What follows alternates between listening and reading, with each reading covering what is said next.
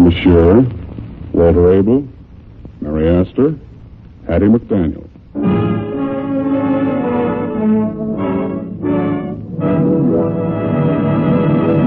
The Gulf Screen Guild Theater.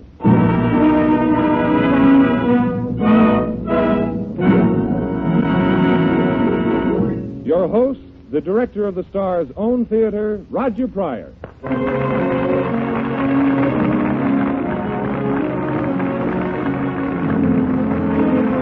Good evening, everyone. Your neighborhood good Gulf dealer and the Gulf Oil Companies welcome you to the Gulf Screen Guild Theater. 4 of your favorite stars share the spotlight on our Gulf Theater stage tonight. Norma Shearer, Mary Astor, Walter Abel, and Hattie McDaniel. Another great Gulf Theater cast. And you'll hear them in S.N. Behrman's brilliant play, which broke records on both stage and screen, No Time for Comedy. The music, of course, will be furnished by Oscar Bradley's Gulf Orchestra, with Frank Tours conducting.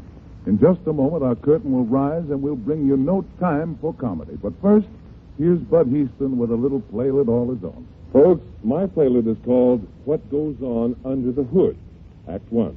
The night is cold, wintry. Outside in the street, an automobile is parked. It's yours. Icy fingers hold the engine in their paralyzing grasp. A man comes out of a house, slips into the driver's seat. Will the car start? Will that icy grip be broken? Yes. For with the burr of the starter, our hero, Gulf No-Nox Gasoline, leaps into action. Gulf No-Nox fires in a flash, and winter is foiled. Now Act 2. The engine is warming up. In a few minutes, the temperature will rise to a blistering heat. But there's another hero in our drama. Gulf Pride Motor Oil is on the job, giving top-notch protection.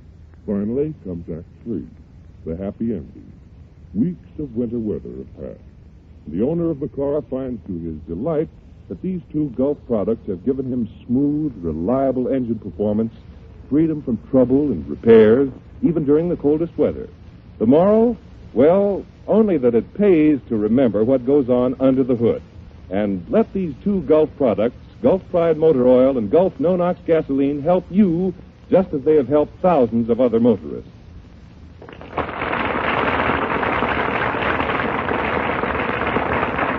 Our Gulf Theater audience breaks into applause as the stars enter from the wings and stand ready at the Gulf microphones. It's No Time for Comedy, adapted for radio by Harry Cronman and starring Norma Shearer as Linda Page, Broadway's most brilliant comedian, Walter Abel as Gay Estabrook, her playwright husband, Mary Astor as Amanda, and Hattie McDaniel as the Estabrook maid Clementine. There's the downbeat for the orchestra, and the show is on.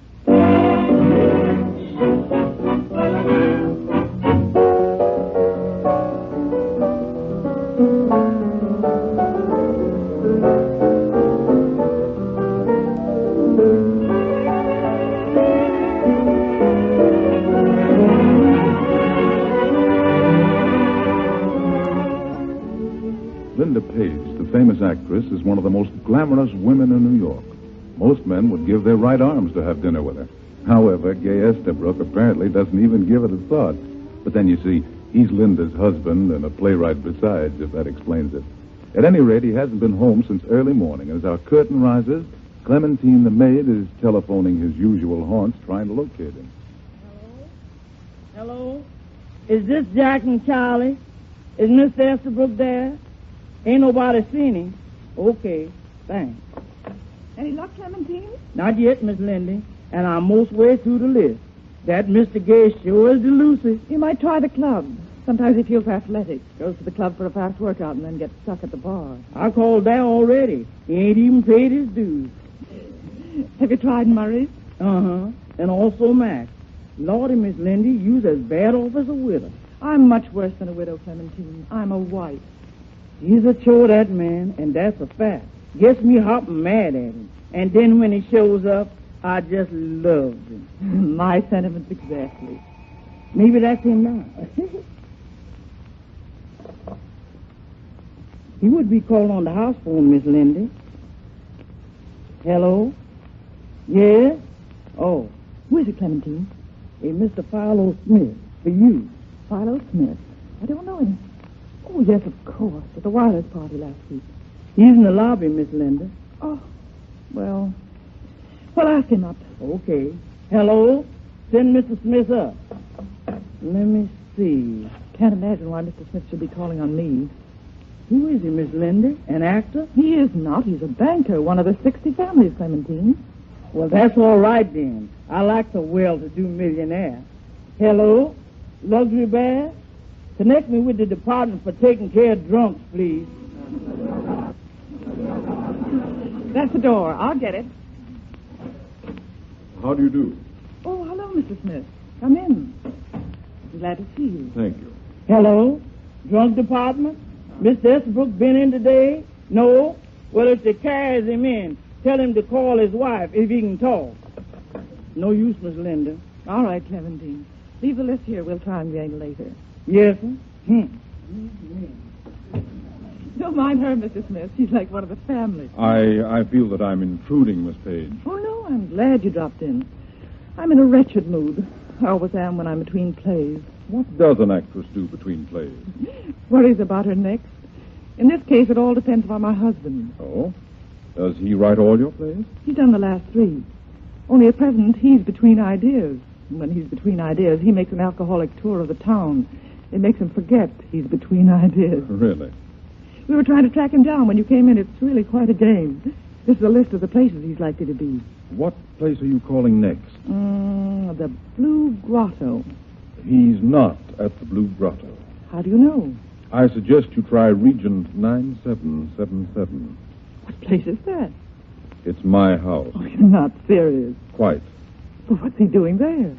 Have you ever met Amanda? Amanda? My wife, Mrs. Smith. Oh, yes. She's very lovely, isn't she? Charming and young. And dangerous.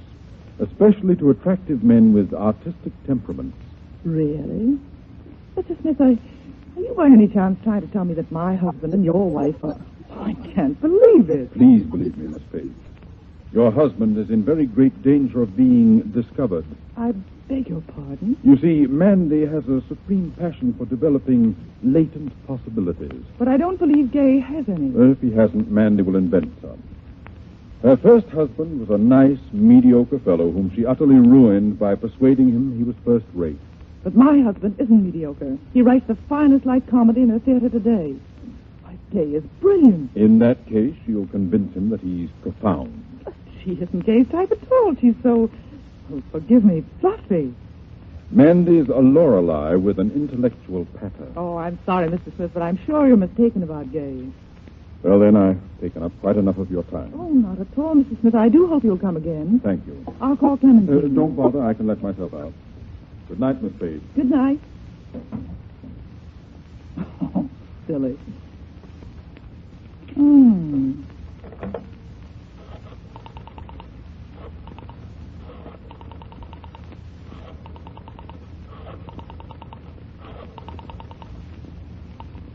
Hello?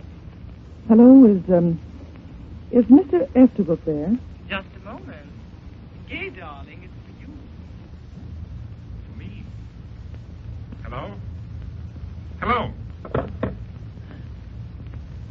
Clementine, Yes, sir? Yes, Miss Lindy.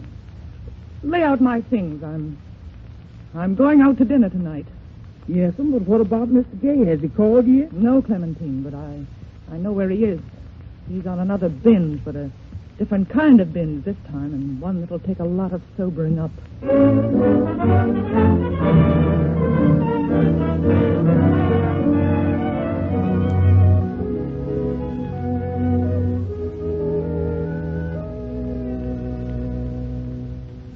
Now remember, Clementine, if Mr. Gay comes home after I've gone, you're not to say anything about Mr. Smith's visit this evening. Lordy, no, Miss Lindy. Why, I don't know nothing about no Mr. Smith. That's the idea. And don't tell him about the new number I added to our telephone list. It's only for extreme emergencies. Yes, sir. Can I tell him who you're going out with? Oh, yes, of course. Just say I'm having dinner with Mr. Lovell. Uh-huh. Well, I sure hope she has a good time. What time does she... Hello. Miss Lindy, it's him. Sure, it's me. Were you expecting somebody else? Hello, dear. Why, look at him, Miss Lindy. He's cold sober. If you just overlook it at this time, I promise I'll never let it happen again. Don't let him fool you, Clementine. He's putting on an act. He'll collapse on the sofa any minute. I'll collapse right now. Ooh. Don't put your feet on them cushions. Stop chattering, Woodbine. Go away. I'm depressed. You better do a vanishing act, Clementine. The moth bird is in a mood. That's because he's cold sober. Cold sober. Can you imagine that? Cold sober. Here, darling. You look as if you need a drink. Did you work hard today? No? Try? Mm-hmm. No go? No. Too bad. You will tomorrow. Nope, I won't tomorrow. What's the matter, darling? I can't write another play. I've nothing to say. You say it so charmingly. Oh, the devil with that. I'm sick of it. This is no time for froth. Never was such a time. The world's depressed. This is a moment to be gay if possible. That's like calling for a minuet in a plague down. Why not? Why not? All over the world, people are being murdered and tortured. Life is a dance macabre. And you want me to sit and contrive silly situations for you to be witty in. Why? Yes, that's all you want. Another play. Another success. Oh. Oh, I'm sorry. Look, why do you put up with me? No choice. Any number. For instance? Anybody. Don't like him. You're a fool. Yes, I am. Yeah, but you're prettier than I am. Oh, I don't know. There were times when I thought that you were beautiful. Darling, how long have we been married? Supposing you guessed. I don't know. Forever. So long. I mean, I don't ever remember not being married to you. Whatever did I do before? I do hope I never find out. Darling. You said that before. Yes, but that time I didn't kiss you. Yes. Look, let's go out for dinner. Oh, I've made a dinner date. Oh, have you? I didn't know if you were coming home or not. Who are you going with? Tim Lovell. Good Lord, what rotten taste. Now, don't be like that. You can come along with us. No, thanks. Please. I'll stay in and gather my thoughts. Both of them. All right, I'll come back early. No reason for that? What? I said no reason for that. Oh, all right. Tim will be along directly, and I'll get out of your way. Oh, don't be so self-effacing. It doesn't become you. What would you like me to do? Perhaps a little less all-seeing, a little less all-wise, a little less clairvoyant. Dave, are we washed up? Now, look here, Linda. Sorry, that's my date. Hello? Just tell him I'll be right down. Thank you. Sure you won't join this game? Why? All right, darling. I'm sorry you're out of sorts. I won't ask why if you don't want to tell me, but I just want you to know that I love you very much. Good night. Clementine! Clementine! Yes, boss. Did you want me? Fix me a drink. Sure thing, boss. Just got to put this list away first. What list is that? Oh, this is all the place we called you at when you was on a binge. Let me see it. Jack and Charlie's, Whipple's, Gotham Athletic. She knows them all, doesn't she? Yes, sir. Even the police station. Victor's, the Blue Lagoon, the... What the devil? What's the matter, Mr. Gay? What's this number doing here? Region 9777. Ain't that Max? It is not Max. You know it ain't. Well, don't get hot with me, boss. That ain't my writing. Miss Linda, she must have put it downstairs. That's all I want to know. Don't bother with that drink, Clementine. I'm going out. Yes, sir. So she knows that, too. All right. I'll give her something to worry about. I'll give her something real to worry about. Hello. What's the matter? Do I need a secret password to get a connection? I want region 9777.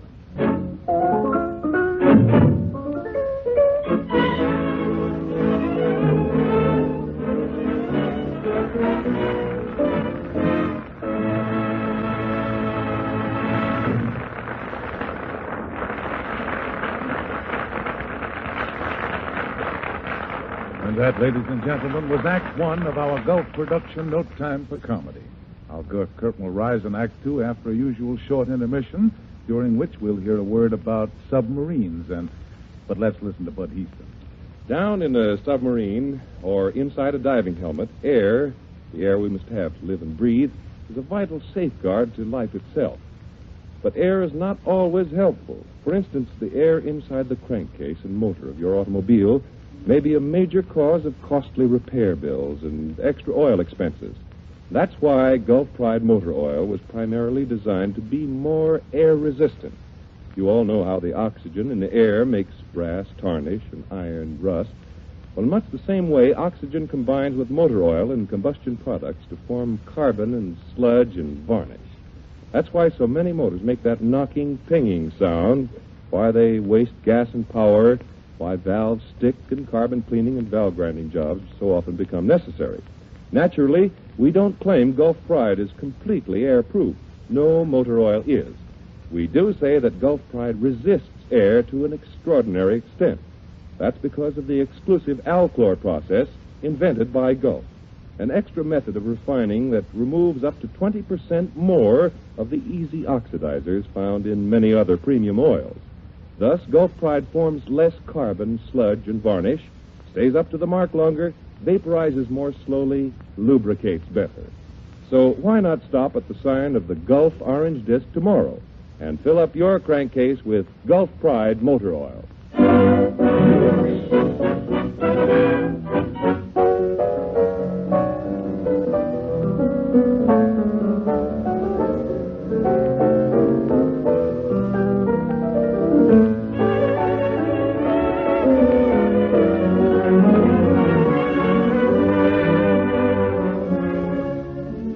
The curtain of the Gulf Screen Guild Theater is about to rise on the second act of No Time for Comedy, starring Norma Shearer as Linda Page, Walter Abel as her husband, Gay Estabrook, Mary Astor as Amanda Smith, and Hattie McDaniel as Clementine.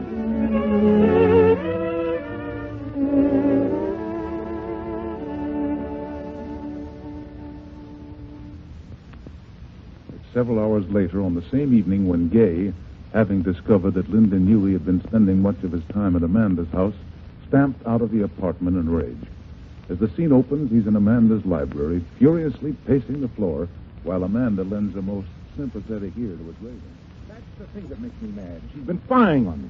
She's known about us all along, just as she's always known about everything else. Are you sure, Of course I'm sure. There was your telephone number on her list, just as plain as Jack and Charlie. She might have at least put me in better company. Why? What's the matter with Jack and Charlie? Oh, nothing. Nothing at all. Only don't you think you're letting it upset you too much, Gay? Your play is the only important thing now. I suppose so. If I had a play, all I have is a flimsy first act. It isn't flimsy. It's superb. You really think so? It's even more than that. It's tremendous. It's profound. I wish I was certain. Sometimes I have a horrible feeling that all I've got is a one-act idea. Oh, that isn't true. If you just sit down calmly and try to think it through, right from the beginning. It's all I've thought about for weeks. Possibly if we did it together. Let's try it, Gay. It might help a little. Let's start from scratch. All right. First, there's a famous scientist whose son is killed in the war. The old man loves the boy dearly. He can't quite accept the fact that he's dead. Then one night he has a dream about his son. And when he awakes, he feels somehow that his son still lives in another world. And it becomes the father's mission to spread the message of immortality. Mandy. Yes? Mandy, dear, I've got it. Gay. While you were talking, Mandy, you wonderful, adorable creature, I've got it. I've got the second act. Oh, darling. Listen, the boy isn't dead. He's been wounded, his face all smashed. They patch him up and send him home, but no one knows him. Oh, Gay, that's wonderful. It gives me a third act, too. I'm sure it does. Oh, Mandy, I love you. Oh, Gay. I do love you. You're good for me. I'd never have gotten this idea if it weren't for you. Then I'm glad. My life is so empty. But if I can help you express yourself, to help you get away from all those trivial plays you've done in the past because of circumstances. What circumstances? Oh, I didn't mean to say that. Come on, tell me. You won't misunderstand me? Of course not. Well, it's just that you've been married to a brilliant and brittle actress of comedy. And you've written all your plays to express her, not to express your real self. Oh, dear. Now you are angry with me. Not a bit, and I think you're right. Are you in love with her? Oh, what does that matter? Love is a chore. Well, some people find it entertaining. Well, thank heavens we're above all that. We are above it, aren't we? Oh, yes, of course. That's the trouble with the arts. There's too much romancing. The scientists are the lucky ones, absorbed only in the passion for truth. Oh, but not exclusively. What do you mean by that? I knew a very distinguished scientist. He invited me into his laboratory one day and became quite primitive among the test tubes. Well, you invite that sort of thing. Do I really? Amanda. Yes, darling, what is it? I'm listening. Amanda, your phone's ringing. Oh, yes, so it is. Excuse me. Hello? Yes? Oh, hello there. How are you? Why, now I'd be delighted. Yes, do. Bye. Who the devil was that? Just an old beau. Tim Lovell. He's coming up. Lovell. What did you do that for? Why, Gay, you're not jealous? Jealous? You don't know what you're talking about. He's bringing my wife.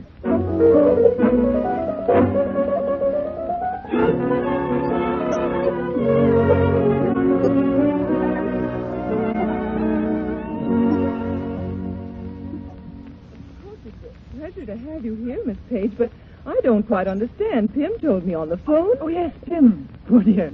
I completely talked him out of coming up with me. I thought you'd much prefer to see me alone. Where's Dave? In the library. How unromantic. I can imagine him hiding in a boudoir, but in a library. He isn't hiding. He's working. Working? May I ask on what? His new play. Really, I didn't know he had a new play. Do you know what it's about? It's about immortality. Immortality? What on earth does Gay know about immortality? Enough to write a great play. I think it's profound. Profound or just merely dull? At a time like this, when all the world is a danse macabre. Oh, so that's where he got that. Really, Miss Page. Amanda, let's be honest with each other, shall we? Let's assume you enjoy inspiring Gay. That is to say, you enjoy making love to him. It's not true. I mean, we haven't... It's not true. You mean it's not true yet? Oh, I don't mind your making love to him. But for pity's sake, don't ruin his style. Why should Gay write a bit about immortality? He can make people laugh in the theater. And you push him off the deep end into immortality. Really, Mandy. There's no use in our talking. We're at opposite poles. The truth is, let's face it, Mandy, you see yourself as an influence with a capital I. Oh, what vanity. I don't expect you to understand. I wish you'd make me. Come on, Mandy, let your hair down. You don't really believe this act of yours, do you? This hypnotizing an ordinary talented man into believing he's a genius? I understand everything now. Gay's always talking about your clairvoyance, your critical faculty, your pitiless clarity. You make me sound like an X-ray. You are. You've shriveled him. Really? He looks awfully well this afternoon. You've dried up his soul because you can't understand anything but empty, foolish laughter. You're destructive. You're merciless. And if I found him an oasis where he can brood and dream, I'm glad. You hear? I'm proud and happy. Good heavens. If you really believe that, I'm sunk. But you can't possibly. Oh, come clean, Mandy. Teach me your technique. You know, helpful hints to hopeful housewives. How to take a man away from his wife by massaging his ego. Don't praise his profile, admire his adverbs. Come on, sister, I know your whole act now. Just a mental striptease. How dare you? How dare you? Oh, and you can cry, too. Oh, now I am sunk. You're horrid. You're hateful and horrid. I hate you. I'm going to tell Gay. Gay! Gay! What the devil's going on in here? Hello, Gay. Wait for me in the library, Amanda. All right. What have you done to Mandy? Disfigured her beyond recognition. Scratched her eyes out. Didn't you notice? What did you say to her? Don't remember. You must have said something unforgivable. She's absolutely devastated. Not so devastated she lost her sense of direction. She made straight for the library. This is the end, Linda. I can't stand it anymore. I can't stand you anymore. Your beautiful superiority. I loathe it. I'm sick of it. This is the finish. Is that your curtain line? Yes. No. I'm going to marry Mandy. My blessing. You think I'm joking? I think you're childish. You're not even in love with her. I am. I'm madly, insanely in love with her. So what do you want me to do? I want you to leave me alone. Stop spying on me. Get out of my life. You understand? Yes, Gay, I understand perfectly. Don't worry, I'll never again disturb the ecstasy of your newfound oasis.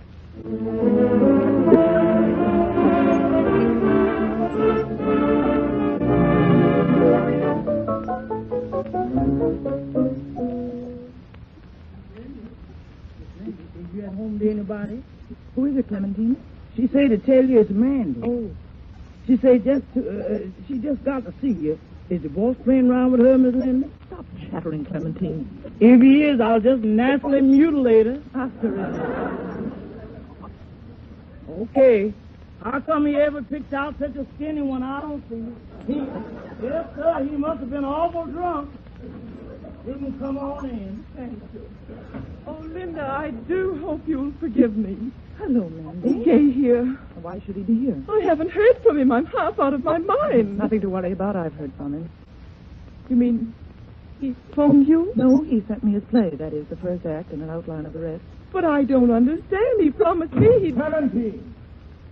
There's your beloved now. Gay, oh, Gay, darling. Oh, I've been so worried. What the devil are you doing here, Mandy? Gay, I was practically frantic. I called you everywhere. Well, here I am. But where were you? I resent your spying on me. I won't be spied on. Oh, Gay.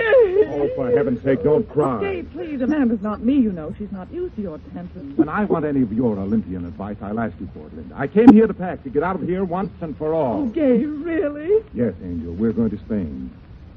Spain? Sure. I've just been talking to a newspaper fellow at the bar. He says it's a great place to write. Oh. Well, when are we going? Right away. You go downstairs. Wait for me in the cocktail room. But, Gay... Go on. Hurry up. I'll be right down. Well, why? Clementine!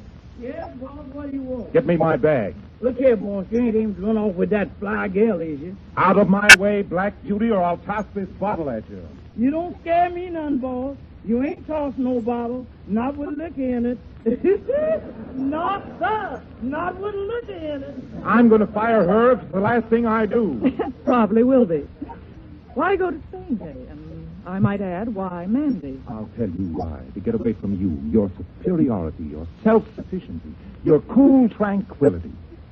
And don't just stand there looking like that. Say what you're thinking. About what? You know darn well about what? About the play. Oh, the play, I was very touched by your sending it to me. The devil with that. I want to know what you think. Go ahead. Say it. Say it's terrible. But it isn't terrible. In a gloomy way, it's fascinating. In a gloomy way. But the first act is wonderfully written. You think so? You really mean that? Of course I do. You couldn't write anything terrible. Linda, darling. Only, Only what? Only what? Well, I hate ghosts on the stage. Oh, you do? People aren't interesting just because they're dead. Even Hamlet's father, he's quite a bore, really. We're living in an era of death. All the more reason why we must laugh. And I think of you denying a gift like yours. Oh, Gay, don't you see? Even this business of running away. You're not running away from me. You're running away from yourself because you think you're empty. You wouldn't dream of going if you had an exciting idea. I haven't got an exciting idea. I haven't even got an idea. But I have. You? Why don't you write a play about Mandy and me? What? Two opposite types of women in the life of a writer. The builder-upper and the breaker-downer. The critic and the clinging vine. Say, that might be interesting. Right up your street. Who would win out? Who would win out? Hello? Oh, yes, Mandy. Yes, he's just putting some things together. Yes, I'll tell him, dear. Now, suppose the builder-upper got him to write a play. Suppose it were a great success. And it's a toss-up between the two women, with the odds on Mandy. But suppose the play failed. I don't know. What would he do then? He'd still turn to the builder-upper. Why? He'd never forgive his wife for being right. Gay, darling. Oh, that's charming. It isn't bad, is it? Why don't you try it? I'm beginning to see it, Linda. I can see the whole... Oh. Hello? Oh, yes, Mandy. He'll be down in just a few moments. All right. You know, a play like this could be more than just smart. Oh, it certainly could. It could reflect all the disturbance of our world. And I've got a heck of a title for it. You have? No Time for Comedy. Oh, that's wonderful. And what a part for you. But what about Spain? Oh, the devil with Spain. And what about Mandy? What are you trying to do? Get rid of me? Why not? Because I love you. Oh, Gay. What is this, the Union Station? Hello, yes, Mandy. Yes, of course, dear. Just a moment. Gay, she wants to talk to you. I can't talk to her now. Darling, you must. What am I going to tell her? I don't know, but whatever it is, you better remember it. We'll need it for the curtain line in the last act.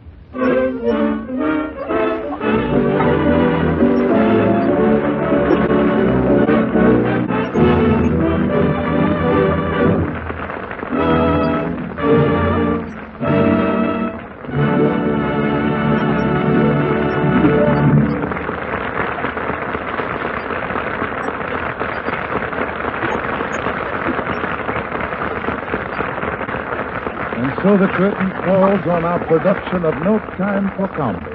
And that enthusiastic applause indicates that the audience here in the Gulf Theater thoroughly enjoyed the splendid performances given by Norman Shearer, Mary Astor, Walter Abel, and Hattie McDaniel. We know you'll be glad to hear, ladies and gentlemen, that these stars, like all the stars who have appeared in the Gulf Theater in the past, have donated their performances. so that in return, Gulf can contribute generously to the Motion Picture Relief Fund to help the fund provide a home for the workers in the film industry who can no longer provide for themselves.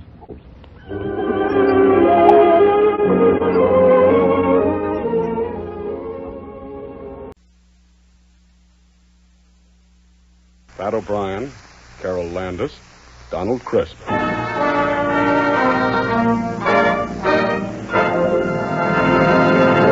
The Gulf Screen Guild Theater.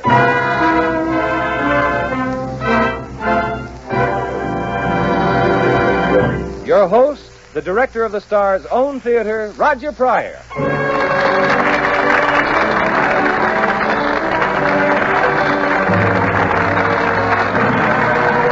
Good evening, everyone. Your neighborhood good Gulf dealer and the Gulf Oil Companies welcome you to the Gulf Screen Guild Theater. You know, frequently here in the Gulf Theater, we try to do some switch casting to present your favorite stars in the sort of roles you don't expect them to play. Well, tonight, we've got a real switch for you. It's Pat O'Brien as a New York gangster, Carol Landis, Hollywood's newest star discovery as his gun moll, and Donald Crisp in the role which he created in the screenplay Brother Orchid. That's tonight's offering from the Gulf Theater. Pat O'Brien, Donald Crisp, and Carol Landis in Brother Orchid. Adapted by Charles Tazwell, and with music by Oscar Bradley's Gulf Orchestra with Frank Tours conducting. In just a moment, our stars will be on stage, and I'll set the scene for tonight's play. Before that, however, I'd like to take you back to 2 days ago, when the postman was handing out envelopes with big red hearts inside them. I imagine most of those envelopes were addressed to the children. But if there had been one in the bunch addressed to the family automobile, care of the Jones family, I'll bet that right in the center of the lace border had motor oil. Because during the cold weather, there isn't any better Valentine for your automobile than Gulf Pride. Your friend, the Gulf dealer, knows that. In fact, many Gulf dealers have had their windows trimmed with a big red heart and a good stock of Gulf Pride motor oil. You see, Gulf Pride gives your car the two things it needs most for winter driving. It lets your motor start quickly and easily even when it's stone cold. Then, after the engine warms up, it lubricates better. Because Gulf's exclusive Alchlor process has removed up to 20% of the easy oxidizers found in many other premium oils. No wonder Gulf Pride is the best-selling premium oil in Gulf's marketing territory. No wonder it's such a fine oil for your car. Gulf Pride Motor Oil.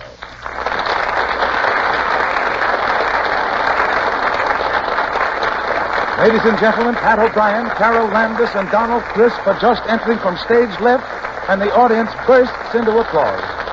Now the house lights fade, all but a single spotlight on our Gulf microphones, and here's the opening theme for the Gulf Screen Guild Theater production of Brother Orchid.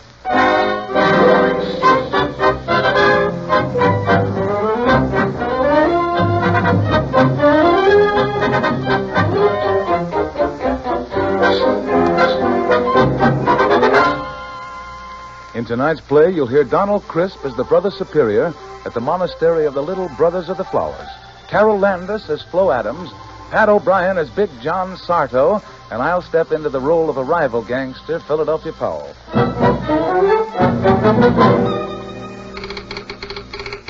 Class, things I'd like to witness from behind a bulletproof vest. The meeting between Big John Sarto and Philadelphia Powell, which will soon take place. Big John Sarto, former top man of the rackets, was graduated today from Alcatraz after a 5-year semester.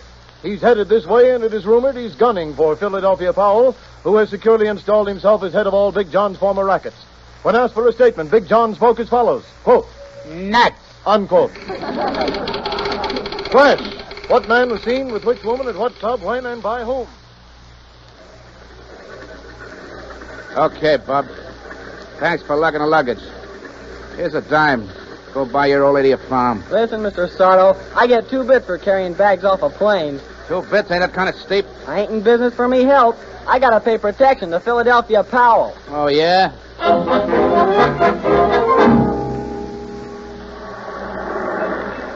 Hey, mister, Park Avenue 53rd. There's $2.20 in a meter. $2.20. You ought to have a gun instead of a taxi. Look, I gotta split this dough 3 ways, don't I? 1/3 to me, 1/3 to the company, and 1/3 to Philadelphia Power for protection. Uh-oh. It's way, sir. Okay, Bub. This is Miss Florence Adams' apartment, 8B. Thanks. Here's 2 bits for your trouble. Sorry, sir, but I can't accept any gratuity less than 50 cents. 4 bits. Now listen, bellhopper. Sorry, sir, but I have to live, and I have to pay dues to the Protective Association owned by a Mr. Philadelphia Powell. Philadelphia Powell? That's all I heard since I come into this town. And I'm getting kind of sore.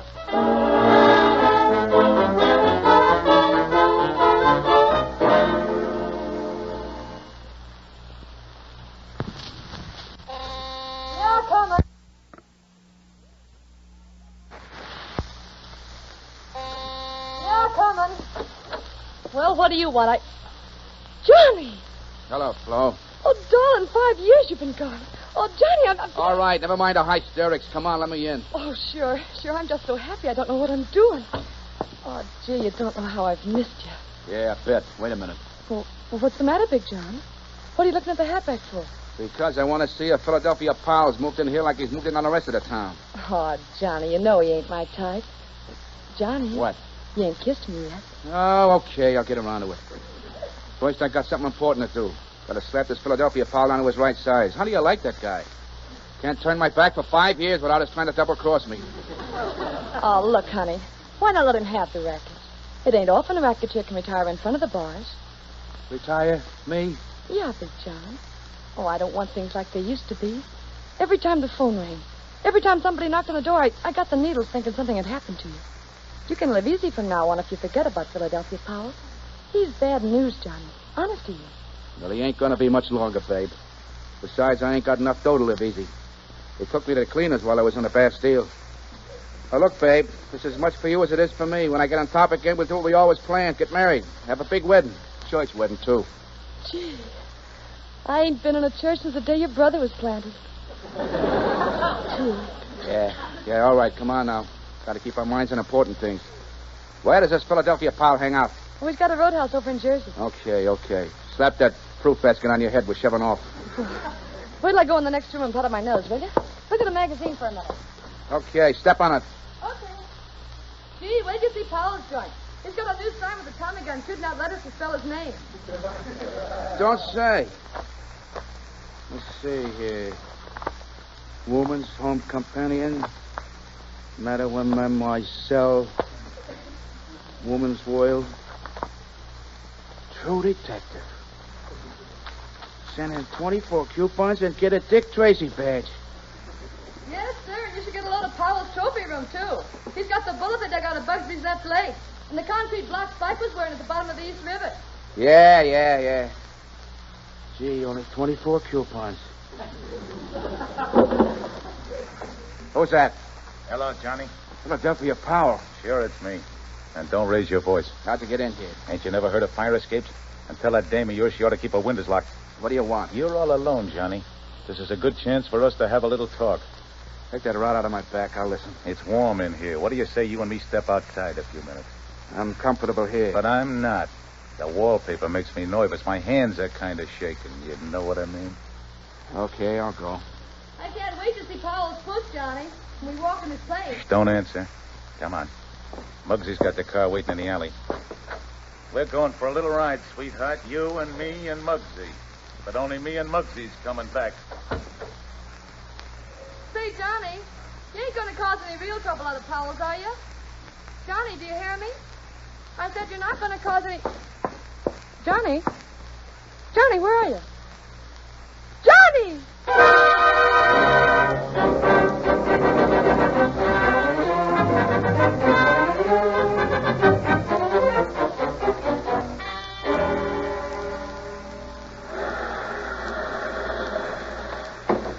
All right, Big John, let's stop. Get up. Come on. Okay, Paul. Which way do we take them, boss? Straight ahead, through them bushes, Muggsy. Okay, you start walking. Hurry up. Walk faster. Well, I can't through these bushes. Go on. Quit stalling. Look, Paul, let's make a deal. You can have the rackets. I'll get out of town. Sorry, sweetheart. Your big mistake was in never coming back. You're taking a big chance rubbing me out. You'll get the hot seat if... Hey, Powell, look at that. Why, what's that? Hey, what the... That was a trick. Quick after him. That nicked him. There he goes. Come on. Wait, boss. He went that way. You dope. He went through here. Come on. Well, Which way now? You see him anywhere? No. No, boss. You know what I think? Muggsy. I think we lost him.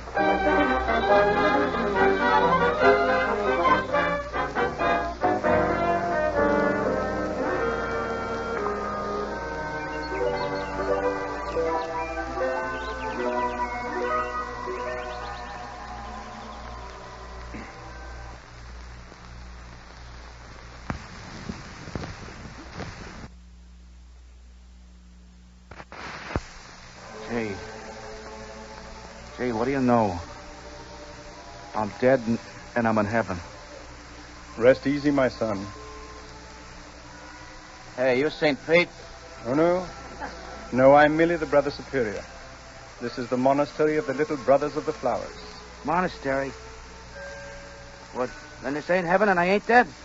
No, you're very much alive, my son. We found you 2 nights ago outside our gate, terribly hurt. Oh, yeah.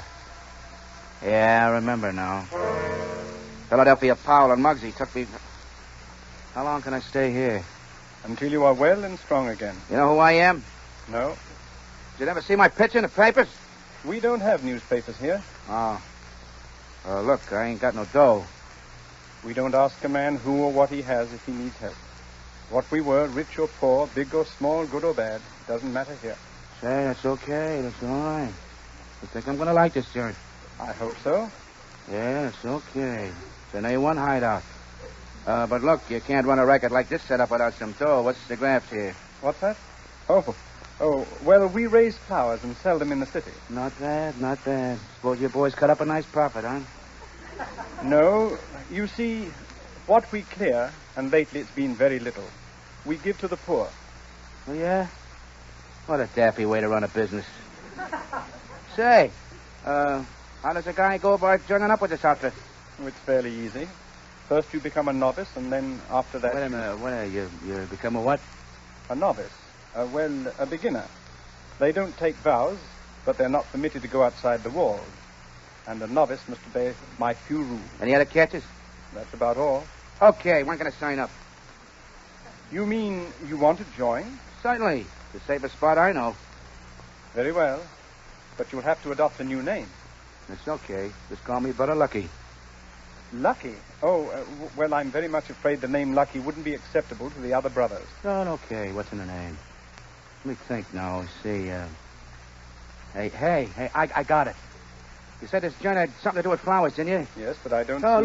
look. You see, you know what my favorite posy is? Orchids. Orchids. So from now on, that's going to be my new moniker, Brother Superior. Slip me the Duke.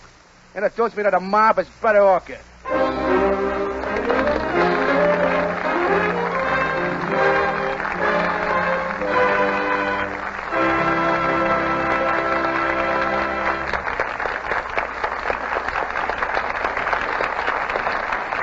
So our Gulf curtain falls on Act 1 of Brother Orchid. We have our usual brief moment of intermission, and what better way to fill the moment here in the Star's own theater than to listen to a word about the movie. All right, Bud. Folks, you know how every once in a while some particular movie arouses a lot of enthusiasm. Your friends tell you how good it is, how much they've enjoyed it, and you know the actors or actresses starring in it by reputation. Well, nonetheless, the only sure way to find out how good that movie is to see it. Well, in much the same way, you probably already know the Gulf Oil Company and the products it puts out by reputation. But it's only when you try those products yourself in your own car that you learn for sure how good they are. So why not drive over to your neighborhood Good Gulf dealers tomorrow and have him fill up your tank with Gulf No-Nox gasoline. Find out for yourself how quickly Gulf No-Nox starts, what smooth, economical performance it gives you. And have your neighborhood Gulf dealer fill up your crankcase with that free-flowing Gulf Pride motor oil. See if your engine doesn't turn over easier when it's cold. See if it doesn't end a lot of worry about upkeep.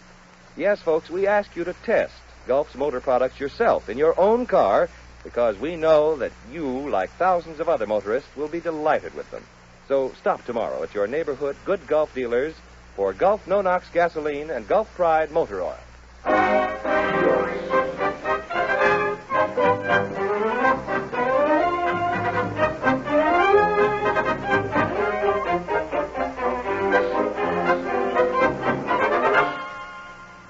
Now the curtain at the Gulf Theater is ready to rise on the second act of Brother Orchid, starring Carol Landis as the girl, Flo Adams, Donald Crisp as the Brother Superior, and Pat O'Brien as Big John Sarto.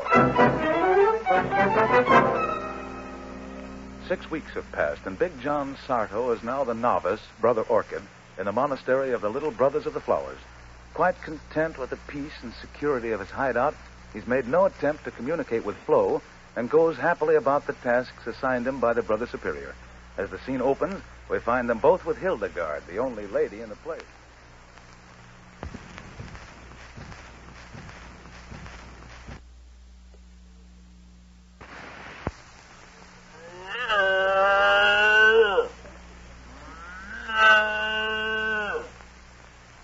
You know what, Brother Superior? I think this cow loves me. I do believe you're right, Brother Orchid. No one has ever been able to get as much milk from Hildegard as you. Well, it's just a certain touch I got, that's all. Oh, it must be more than that, Brother Orchid. You've been with us only 6 weeks, yet no matter what you attempt, you do it so much better than we who have been here for years. Well, you boys don't want to get discouraged. I always was just a little better than the other guy. The only reason I ain't conceited is because I found it out when I was young.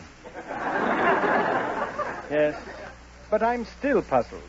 Why, I milked Hildegard myself for years, and do what I might, she yielded only 12 quarts a day. Yet from the very first time you milked her, she's given 16. Well, pal, I'll tell you. I just put a little more into my work, and I get a little more out. Well, you must be rewarded for your diligence. Brother Orchid, you know what I'm going to do. No, what?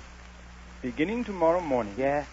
I'm going to give you... Yeah, go on. I'm going to give you a zinnia bed to cultivate all by yourself. Zinnia bed? Yes, a zinnia bed for your very own. That's good, huh? Why, yes. Why, zinnias earn most of our money in the flower markets at this time of year. You will have a grave responsibility. No kidding? This is the highest award ever given to a novice. Boy, am I a happy guy. Now I must go and tell the other brothers. You have set a record, Brother Orchid. 492 quarts of milk from Hildegard in a month. Goodness only knows what you can do when you get among the zinnias. You have a divine touch, Brother Orchid. A divine touch. See, did you hear that, Hildegard? Mm. Yeah, they graduated me. See, they're a swell bunch of guys. I gotta be on a level with them. You know what, Hildegard? You know what? From now on, I'm only gonna spike your milk bucket with 2 quarts of water instead of 3. Oh,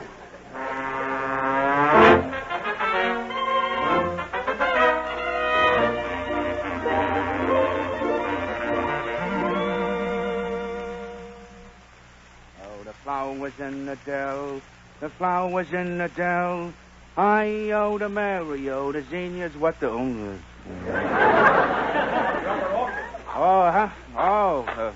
Good morning, Brother Superior. Were you about to use violent language, my son? No, I was just singing. These naughty bugs is nibbling on my zinnias. You must pray and pray, Brother Orchid. Pray. Yeah, sure. Look, Brother Superior, how about getting these zinnias to market? They're all ripe. Yes, I know. But we're having some trouble in the city, my son. What kind of trouble? Well, they refused to buy our flowers this morning. I really don't know what we're going to do, Brother Orchid. What do you mean those mugs ain't going to buy my zinnias? Why, these here flowers is brought up like babies. I dug up the ground, raked it, planted it, pulled the weeds. Even come out here at night sometimes, thinking maybe they wanted a drink. I know, Brother Orchid. You've been like a father to them. But I'm afraid all your work has been in vain. I'm sorry. Very, very sorry. Well, if this ain't the nuts. Guy gets himself a bed of zinnias and nobody wants him. Got a good mind to pull him up and feed him to Hildegard. Hey, you with the hose? Go on, beat it, lady. I got trouble. I've lost the bird. Where's Miss Maxine? Beat it, I said. Don't bother me. I got... Flo. What? Flo, don't you know me? It's Big John. Don't give me that. Johnny! Oh, Johnny. All right. Now, don't faint. Come on, snap out of it. Oh, it really is you. You ain't a ghost. Oh, gee, I feel just like a guy's jumping rope in my stomach. Hey, wait a minute. I never saw you wearing a thing like that before. What did you do with the potatoes? This ain't a potato sack. It's a uniform. You could sure fool me. So this is where you've been hiding for the last 6 months. Oh, I've missed you so much. You heel. Gee, why didn't you write me? When you coming back to town?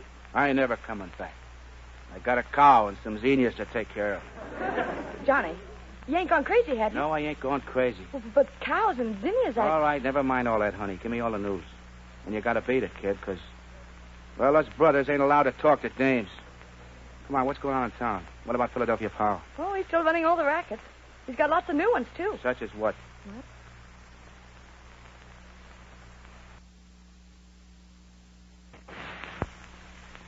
Oh, he's cracked down on the fruit peddlers. Yeah, what else? And the newsboys. No kidding? And the cigar stands. Yeah. And the florists. He sure is getting rid of the what? The florists.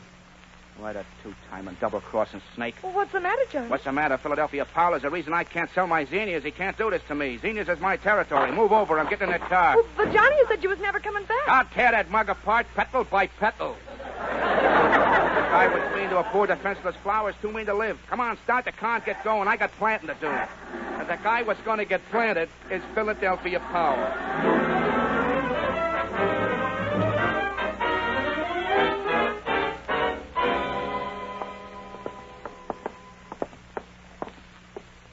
Suit 748, Suite 74 is Powell Protective Association. This is the dump we want, Flo. Come on. Hey, what's the idea of busting in here? We want to see Philadelphia Powell. Oh, don't see nobody without an appointment. What's the name? Brother Orchid. Yeah, I suppose her name's Petunia. Now listen, wise guy. I hate guys what think they're comical. Come on, Flo. Let's try to throw him like private. Get out of here. This here office is private. Yeah, it says so right on the door. Can't you read? We're here to see Philadelphia Powell. The name's Brother Orchid. Don't you hear that slug? His name's Brother Orchid. Yeah, ain't that sweet? Mine's Lily at the Wiley. Sure, and I am geranium. And here is a couple of dandelions.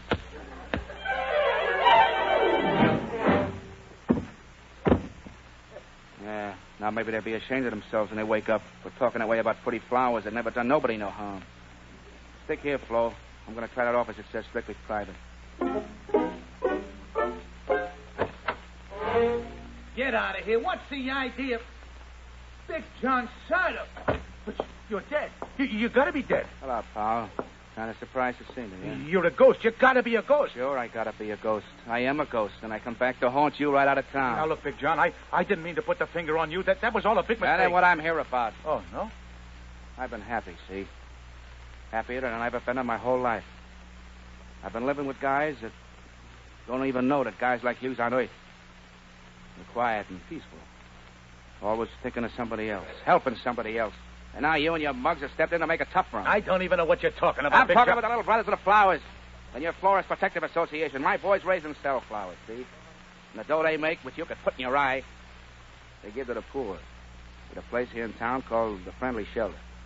And now you hoods ain't going to let them sell their flowers no more unless they cut them in for a percentage. Now, wait a minute, Big John. Don't be mad at me. Why, I wouldn't have let the boys put the bite on them little brothers of yours if I'd have known what it was all about. Oh, you wouldn't, You're breaking my heart. Why, I wouldn't double-cross you. You know that. I'll call the gang off. You won't have no more trouble. I promise you. Now, let's say no more about it. You know, Big John, you're looking great. This vacation's done you a lot of good. Yes, sir, you're looking swell. Well, I've been raising zinnias. Zinnias? Best looking zinnias you ever saw. Milking a cow named Hildegard. 14 quarts a day she gives. And the dough for that goes into the Friendly Shelter, too. The Friendly Shelter? Yeah, I heard of that place. That's real charity, Big John. Big John? Yeah. Hey, Big John? Yeah, Flo. I've been going through his books out there. Boy, this guy took the town for a real cleaning. Hey, what right do you got to go through my books? That ain't ethical. No, he's right, Flo. You ain't got no right to go through his private papers. Well, yeah, but you know what? He owns everything from the Lost Dog Racket to a charity bite called the Friendly Shelter. Well, so what? I ain't... The what? The Friendly Shelter.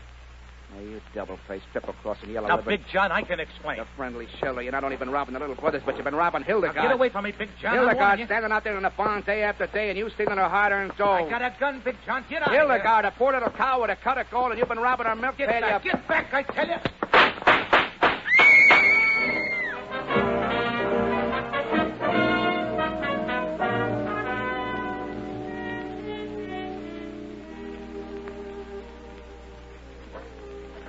He's right in here. Stay just a few minutes. Thank you, nurse. Good morning, Brother Orchid. Hello, Big John. Hello, Flo. Brother Superior. We bring good news, my son. Yeah, you know what? The doc says you can leave the hospital tomorrow. He does? Say, ain't that the nuts? If Paul don't get out for another week. The brothers will be so glad to have you back. And Hildegard, too.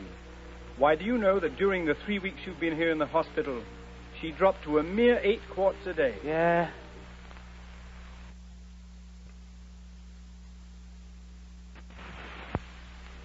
Gee, I guess she loves you most as much as I do, Big John. Well, I sure hope you'll be happy together. Oh, I ain't jealous, but I sure wish I was a cow. Well, you and Hildegard have got the same sweet disposition, Flo. Oh, gee, Big John. You really mean that? Certainly I do. But I guess I gotta choose between you. And I guess it's you. Oh, Big John, you don't mean it. Certainly. I promise you a church wedding someday tonight. Oh, Big John. Oh, come on, babe. Quit the crying. I ain't that bad. Brother Orchid, you mean you aren't coming back to the monastery? No, Brother Superior. Now, look, don't say nothing. Just let me get this off my chest. Like I said before, I never was so happy as I was out there. I was living in a new world, and it was awful swell. But sometimes with a guy like me, your new world and my old world, it don't mix up right. I understand, my son. Each must make his own life. And if you wish to choose the outside world, that is your business. Thanks, Brother Superior.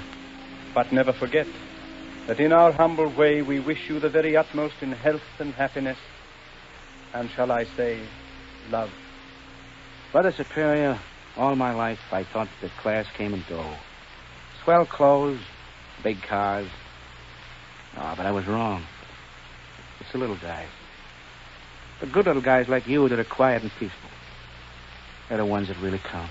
Yeah, and the ones that always get picked on by the mugs like Philadelphia Powell. Not no more, they don't. Brother Superior, I kind of made a deal with Philadelphia Powell. A deal, Brother Orchid? Can it be you're returning to your evil ways? No, legitimate business proposition. Here's Powell's check for 10 grand. 10 grand what? 10,000 coconuts. It's sort of an advanced charge account. And I hope you can fill the orders as fast as they come in. Charge account orders, but I don't understand. What are you talking about, Big John? It's all very simple. Every one of Philadelphia Powell's mugs is going to carry a card. A card? Yeah, that's the business proposition. Now, when any one of them gets bumped off, you got the concession to plant them with zinnias. And don't forget to stamp the card.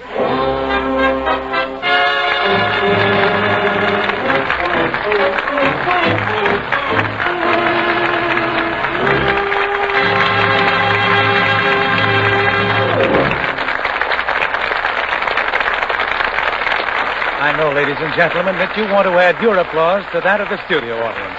For Pat O'Brien, Carol Landis, and Donald Crisp all turned in exceptionally fine performances. And Hollywood is particularly proud of them because their performances tonight were donated, like those of all the stars who appear here in the Gulf Theater. In return, Gulf has contributed generously to the Motion Picture Relief Fund, helping to provide a home for the workers in the picture industry who can no longer provide for themselves.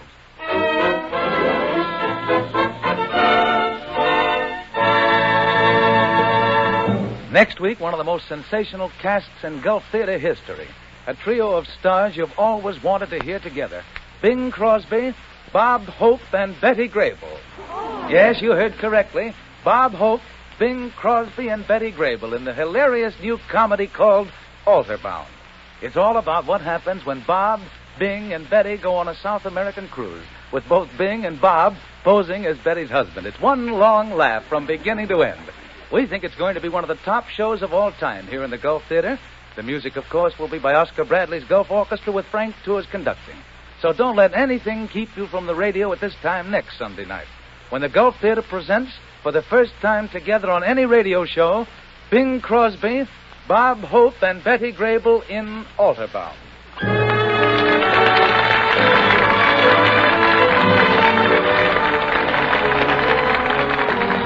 Pat O'Brien can now be...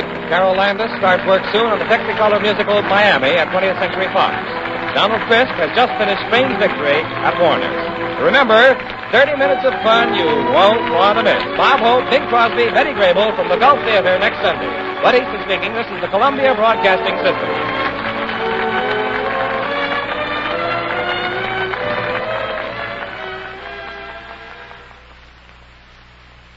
Bing Crosby, Bob Hope, Betty Grable.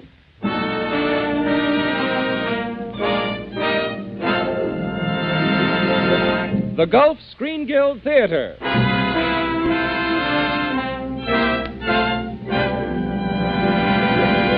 Your host, the director of the Star's own theater, Roger Pryor.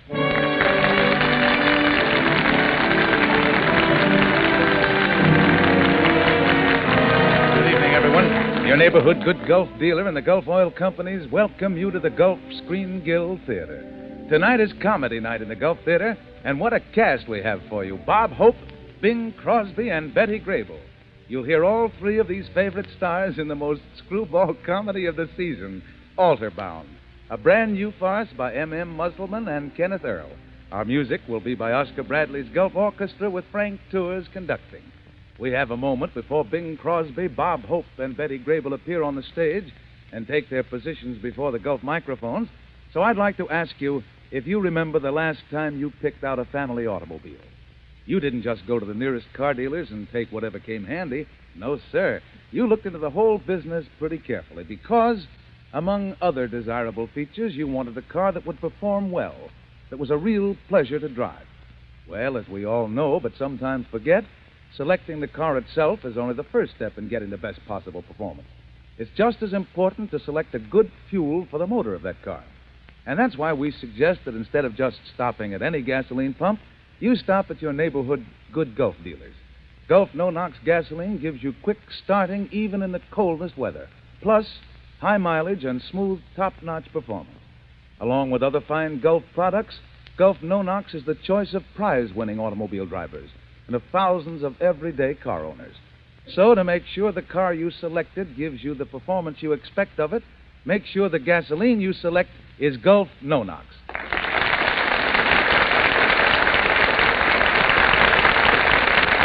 That applause, ladies and gentlemen, is the audience's greeting to our stars who are now entering from the wings. There's the downbeat and the opening theme of the Gulf Theater production of Alterbound.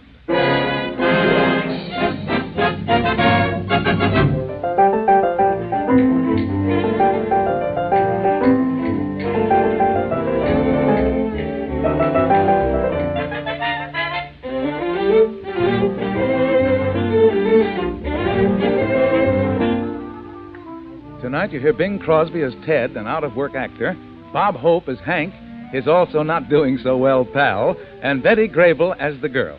As the scene opens, Hank and Ted are sitting on a park bench staring hungrily at a flock of pigeons circling in front of them. Hey, gee, those pigeons are nice and fat, aren't they? Yeah. Why don't we wait around till after dark and slip one of them a hot foot? Say, to hear you talk, Ted, anyone would think we aren't doing too well. What about last night? Wasn't that a swell room we had at the Waldorf Astoria? Wonderful. What a dinner we had, boy, with those waiters in white coats and everything. Yeah, and then breakfast in bed this morning. Yeah. Squab on toast, poached eggs, marmalade. Yeah. Give me a drag on that before you throw it away, will you? Hey, Hank, take a look at that guy throwing those edibles at the birds. Throwing those what at the who? Those edibles. Food. And here we are starving. What do you have to do to get somebody to throw that stuff at us, I wonder? I'll tell you what, let's climb that tree over there and make like we're going to Capistrano. You know, Hank, for a guy that hasn't had any food in 2 days, you're in pretty good spirits. Yeah, well, Ted, I've been holding out on you. What? You remember yesterday when I found that Sunday newspaper? Yeah. I ate it. Not the funny paper, too. Yeah, let's see Dick Tracy get out of that. Well, at least you could have saved me the race results. I use that for a napkin. And the weather report for a finger bowl. Hey, Hank. Look at those two guys there. Look at them. The ones that just got out of the cab. Yeah, top hat, Prince Albert, and striped trousers. They look like something that just stepped out of Esquire. They got men in Esquire, too?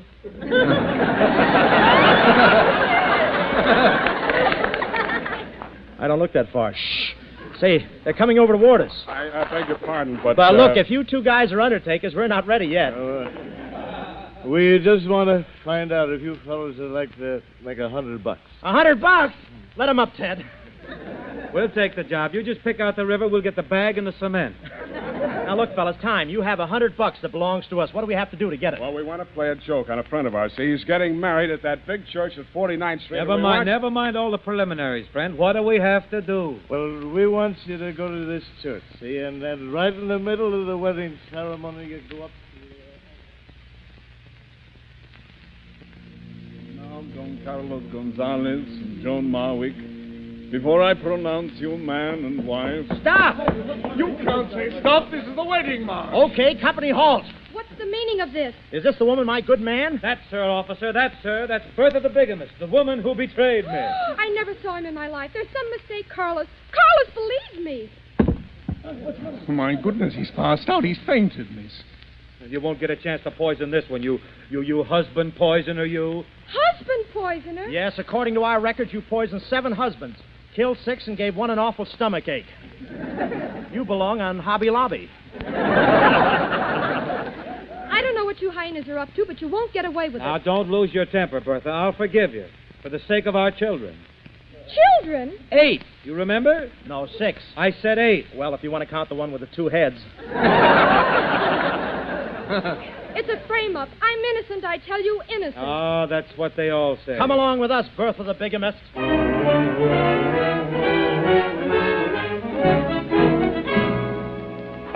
me go, I tell you. Well, here we are, fellas. We're back, and here's your little bride. Gee, she's not a bad dish either. Yeah, I wish this was dish night. Now, about the 100, fellas. What are you fellas staring at? That's the wrong one. we don't know this girl. What? Well, look, fellas. We went to the 48th Street Church just like you said. 48th Street? We said 49th Street. Oh, come on. We better beat it before we get in trouble.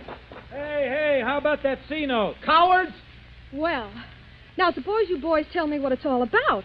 Well, it's a long, dull, and very uninteresting story. Yeah, you see, You aren't really a detective, are you? No, you see, we were sitting on... Impersonating an officer, eh? Oh, I wouldn't call it that. It was just a little... And kidnapping. Now, wait a minute here. You don't have to rub it in. You know you ruined our chances of making $100. $100? And I ruined your chances. Yeah, I bet you feel like a heel, don't you? $100? Why, you no-good, low-down, cinder-brained baboon. I was marrying Don Carlos Gonzalez, the South American coffee planter. Oh, that's nothing. What's that? I know a lot of them coffee guys. I knew Maxwell before he had a house. $1 million worth of South American gentlemen. $1 million worth. And now I'll have to go back to the chorus. Third from the end. Third from the end? I thought those legs looked familiar. Bertha, the bigamist, husband poisoner. And you were going to send me to jail. Oh, we were only kidding. Well, I'm not. Police! Help! Police! Wait a minute. Wait. We'll do anything you want. Only don't call the police. Yeah, we'll even go back to the church. We'll explain everything. Honest, we'll do anything you say. Well, okay. Let's hurry back to the church, and I'll try to talk Carlos out of killing you. Oh, okay, sister. And you either better be good at talking or good at digging. I'm sorry, but Mr. Gonzalez was carried out by some friends. Oh, maybe he's in one of the bars down the street.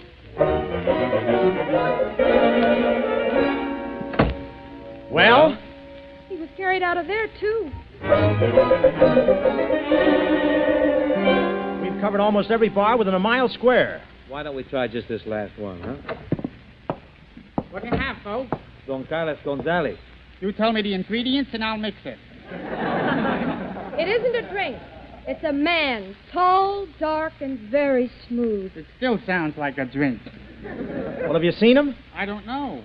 There was one fella that said his wedding was... That's the guy. That's him. Oh, well, he said something about taking a plane back to South America. Well, did he go to the airport? I don't know. When he left here, he was high enough to meet the plane personally.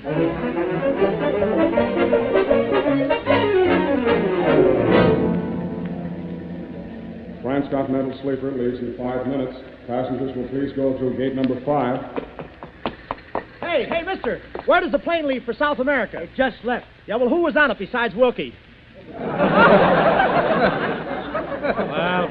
Well, Well, we tried anyhow, Hank. Listen, Joan, believe me, if we had the money, we'd go to South America to square things for you. You can. What do you mean we can? Well, Carlos reserved a suite on the SS Southern Cross. We were going on a South American cruise for our honeymoon. Oh, wait a minute. We can't go on a trip with you. Well, why not? The boat leaves tonight. We can claim the stateroom. Oh, I couldn't think of it. I haven't even picked out my trousseau. What would Emily say? Of course not. We can't do a crazy thing like that. No. Why, we'll never get away with it. Never. We won't go on that honeymoon with you. No. We won't go. Help, police! Help! Okay, we'll go. Gee, for a moment, I was afraid I'd talked her out of it.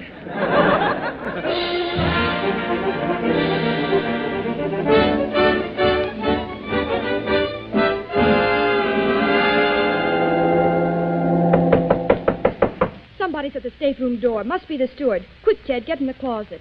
Oh, I've been in that closet so much I call the moths by their first name. Well, go on in there and get their draft numbers. Go on, get in there. Remember, I'm the husband and you're the stowaway. Okay. Gee whiz. Oh, gee. Come in. Good morning. Captain's compliments. He always sends a cake to the occupants of the bridal suite. Oh, thank you, steward. It's very thoughtful of him, but, well, he shouldn't have gone to all this trouble for us. Oh, it was no trouble, madam. He really had the cake made for another couple, but it turned out to be a fraud. So he sent them to jail and the cake to you. Yeah. Well, from the looks of that cake, I think they got the best of it. Oh, thank you, sir. Well, if there's anything else you wish, just ask for it. If you don't mind, steward, would you please get some ice water? Yes, madam. You know, I've attended this honeymoon suite for 87 trips, and I make a point Very all interesting, steward. Get some ice water. Yes, madam. You know, if I may say so, you're a very strange honeymoon couple, standing so far apart. Yes, well, you see, we married each other for our money. It says here.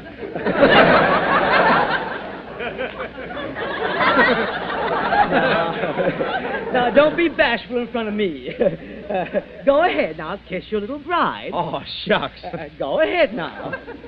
Now, get closer. That's right. Now, a little closer. Now, kiss her. Now, what do you say, sir? Never mind the water. Just bring the ice. What a benefit.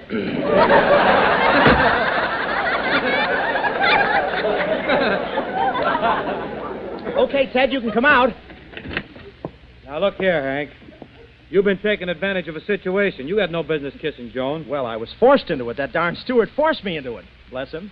Well, then it's my turn to be forced into it. Well, I'm not superstitious, but 3 on a kiss, that's practically sending an invitation to trouble. Oh, well, pardon me while I go in the next room and throw a few grains of salt over my shoulder. The big man, he's always bragging about his strength. Now, Ted. Mustn't sulk. Well, it's no more than right. Gee, we're partners in this thing, and if you kiss Hank, well, you got to kiss me. Aw, you big baby. All right, here's a kiss for you, too. I'm back with your ice water, sir. Shall I, Oh! Well!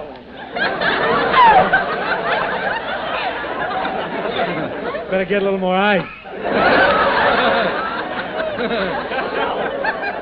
Well, the minute your husband's back is turned and in my honeymoon suite. Now, hold on here a minute. You got this thing all wrong, pal. I'm an old friend. Just happened to be passing by, so I thought I'd drop in for a minute. Passing by, my dear sir, this is a ship. Well, I came by in a grapefruit rind off the Queen Mary. Well, you can't pull the wool over my eyes. You won't get away with it, sir. I'll tell her husband. Yes, sir, that's what I'll do. I'll tell her husband. Say, what's all the noise? What's going on in here? Oh, it's terrible, sir. I just opened this door and found this strange man kissing your wife and in my honeymoon cabin. Oh, but don't worry. I'll tell him plenty. Yes, sir, I'll tell him plenty. Okay, but not too loud, will you? I want to take a nap. Well, I'm going to tell the captain about this. Oh, Hank. What is it, Ted? You remember what you said about inviting trouble? Yes. Well, it just accepted the invitation.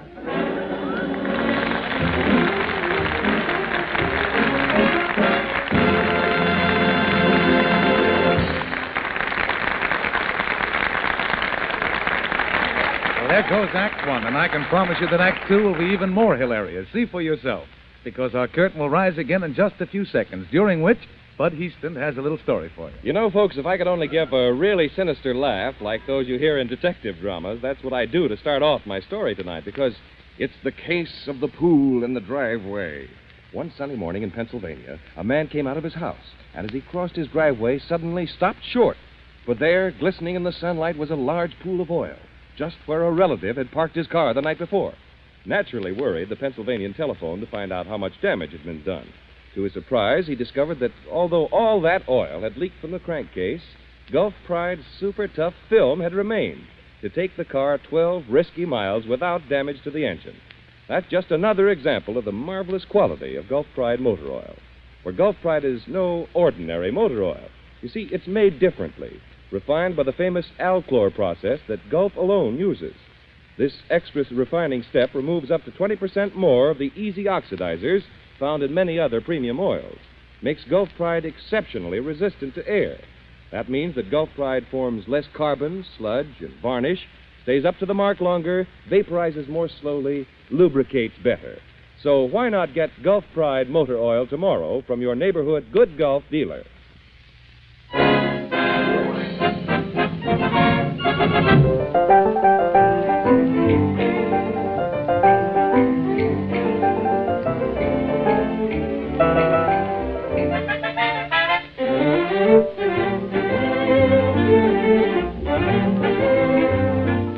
The curtain of the Gulf Theater rises on the second act of Alterbound, adapted for radio by Sam Perrin and starring Bob Hope as Hank, Bing Crosby as Ted, and Betty Grable as Joan.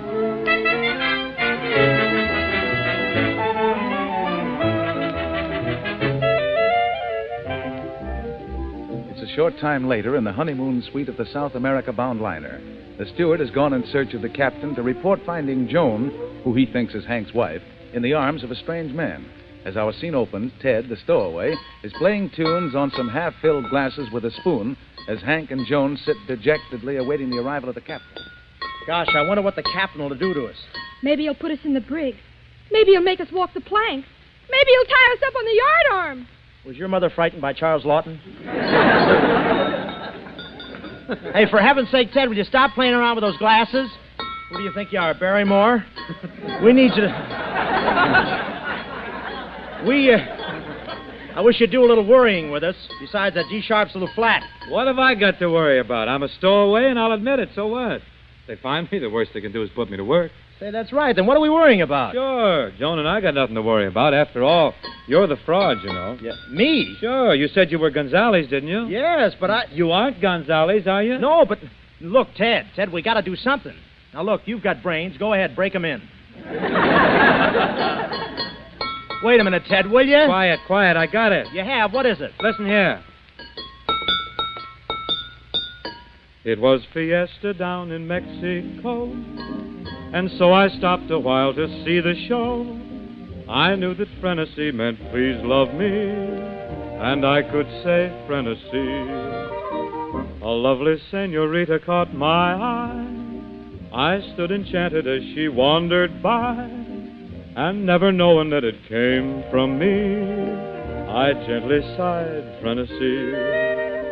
She stopped and raised her eyes to mine. She was longing to be kissed. Her eyes were soft as candle shine. So how was I to resist?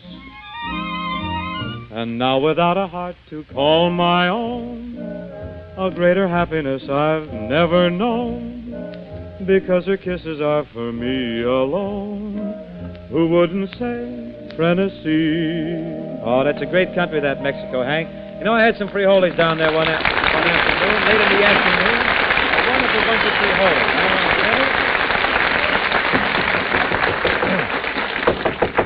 frijoles. You recognize that stuff? Where are we? Oh, okay, Romeo, back to the closet. All right, I'm going. Don't push. Come in. Oh, it's you, Captain. This is an unexpected pleasure. Thank you. I came to apologize for the steward. From what he told me, I'm sure he must have annoyed you with his silly superstitions. Oh, the steward. Amusing chap. A chap. It's old-fashioned. By the way, you're supposed to be South American. Where did you pick up such good English? In a pool room. Yes, in a... What? Where did that voice come from? Oh, yes, that voice. That's just one of my little jokes. I used to be a ventriloquist in vaudeville. That joke was part of my routine. But vaudeville has been dead for years. What do you think killed it?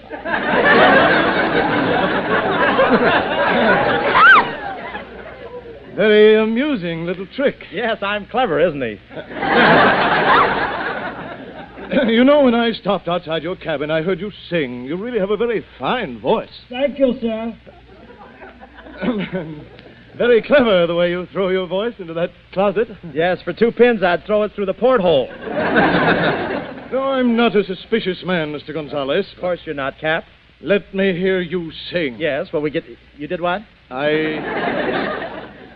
I say, let me hear you sing. Yes, that's fine. I'll tell him when he comes in. I'd like to, I'd like to oblige, Captain, but my voice is changing.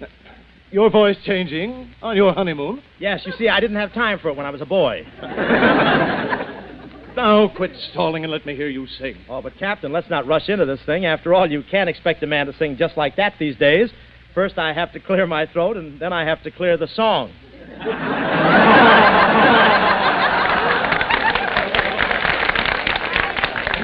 All right.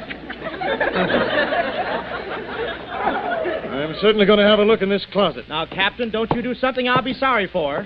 Get away from that closet. There's no one in there but my ventriloquist dummy. Take my word for it, Captain. There's nothing in there but a dummy. And I'll open this door and see for myself. You're right.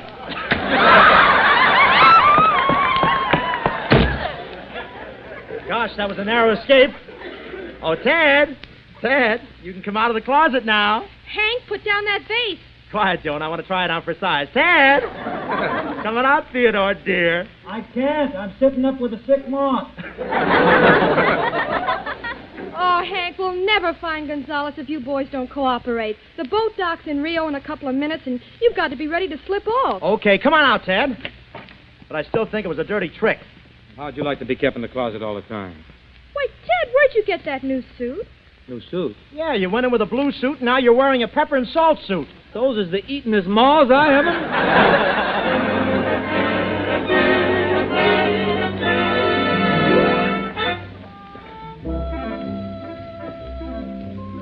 Say, I hope Joan's in her cabin. Won't she be excited when we tell her the news? Yeah, I'm sure glad we found that Gonzalez, too.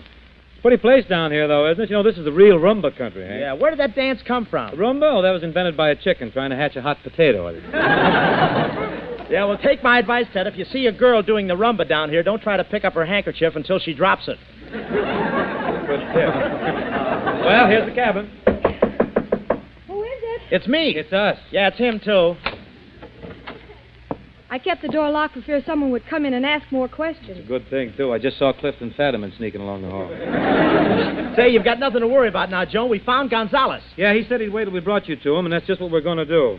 What do you say now, Joni? Come on, powder up your pretty little face. Let's get going, huh? I'm not going. Oh, Joan, you got to. We traveled 6,000 miles. Passed Eleanor 4 times. Besides, you love him. Don't you? You said you did. Told me. I thought I did. Well, but I'm in love with 2 other fellas. Huh? We thought we were only kidding when we called you Bertha the bigamist, huh? Yeah, why don't you love Carlos, too, and you can be Tessie the trigamist? Joan. Yes, Ted? You know, I'm really kind of glad you changed your mind about Gonzalez. He's a swell guy and everything, but you know, you can't go on being in love with 2 other fellas. You got to choose between them. I wish I could, Ted, but, well, I just can't hurt the other one. Oh, she's trying to make it as light for you as she can, Ted. Do you see what she's driving at? Yeah, I see what she's driving at. Yeah, and that's really something when you can see what a woman is driving at. Come in. Carlos! Oh, my little chiquita, I couldn't wait any longer. Come, fly with me. Fly away with me. Now he thinks he's Superman. Wait, Carlos. I have something to tell you. I don't know how to say it, but, well, I'm in love with someone else. What? Yep, Carlos, that's me. Sorry, it's a tough break. You keep all of this. So, you have been toying with my car, No, huh? Carlos. And now you are tossing it around like a feather in the breeze. It tickles you, doesn't it? Break it up, Gonzalez. I want to have a little talk with you. Step into my office. I want to talk to you. I wonder what Hank wants to say to him. Well, I'm back. Oh, I almost forgot to tell you, Carlos fell off the boat. I know what you're thinking. And you're right. How could Carlos fall off the boat? Well, I was playing yo-yo with him, and his necktie broke.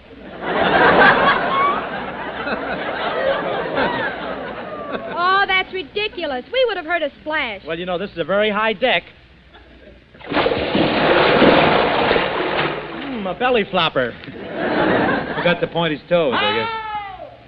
Oh, close the door, Hank. Close the door. I can't bear to hear him scream. Well, it's a fine mess. Fine mess now. We'll be headed back for the States soon, and things are worse than when we started. Open this door. Open this door, young lady. I just had a talk with Gonzalez. There's our trouble now. There it is. It's the captain. Who said that? My dummy. Besides, where did you see Carlos? I was fishing. Well, don't expect me for dinner. Tell that dummy to shut up and open this door, or I'll break it down. Oh, Ted, I'm worried about you. If they find you, they'll probably make you wash dishes the rest of the trip. And you're worried about Ted. The worst he can get is dishpan hands. What about me? I'll get thrown in the brig. Hank. Yeah? Hank, I'm in love with Ted. No. I know how you feel about it, but, well, that's how I feel about it. I don't want to hurt you, Hank, because, gee, I think you're swell. I want to keep you as a friend, and, well, someday I know you'll meet the one girl who will mean the world to you. And when that day comes, we'll all be together again. So buck up, Hank. You've got broad shoulders. You can take it. Oh, shut up! Well, what are you going to do, Hank? I've got everything figured out, Joan. Get in the closet, Ted, and leave everything to me. Thanks, Hank. You're a real pal. Oh, it's nothing. I'll take it for you. Okay, I'm coming. Well? Hiya, Cap. Glad to see you. You won't be when you hear what I've got to say. You're not married. Oh, that's ridiculous. And everyone concerned with this hoax will be thrown in the brig. What's the use of arguing so much, Captain? You've got the authority. If you don't believe we're married, just marry us all over again. What? Yes, that's a splendid idea. Now, wait a minute, you double-crosser. Now, Snooky Yucky. You don't want to get thrown in the Iggy Briggy. Just stand right over here. That's right. Now, do you take this woman for your lawful wedded wife? Well, huh? Who was that? Oh, that was your dummy, remember, dear? Oh, yes, my dummy. You know, I haven't painted him up for a long time. I think I'll go in the closet and give him a good shellacking.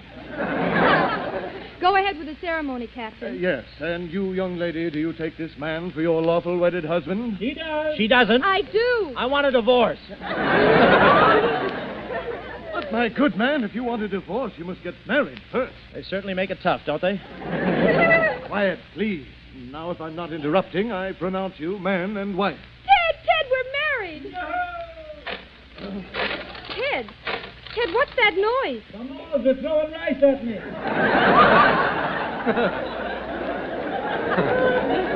Ted, what does this mean? Who is Ted? Oh, that's all right, Captain. Ted's my middle name. Well, then what's the dummy's name? Oh, from now on it's Hank.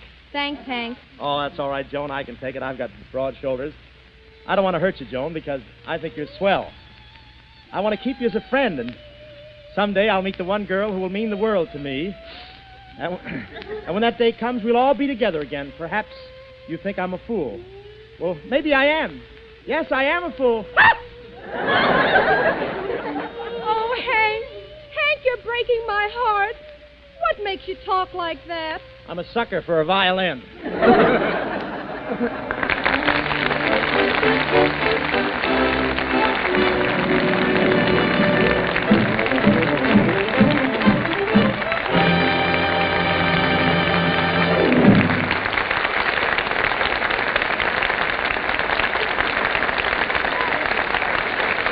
I'm sure all of us agree that Bing Crosby, Bob Hope, and Betty Grable well deserve that enthusiastic applause from our Gulf Screen Guild Theater audience.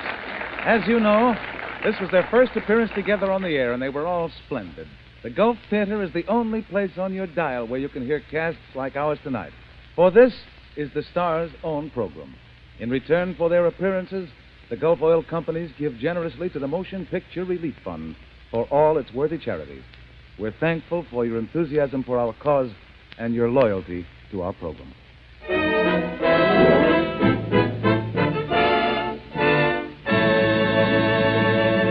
Ladies and gentlemen, we're proud to announce for next week one of the most exciting shows of the season.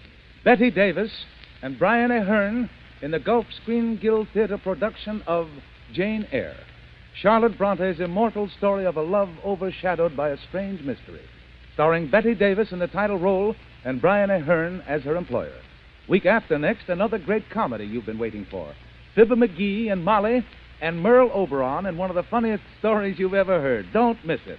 Until then, this is Roger Pryor saying good night for your neighborhood Good Gulf dealer.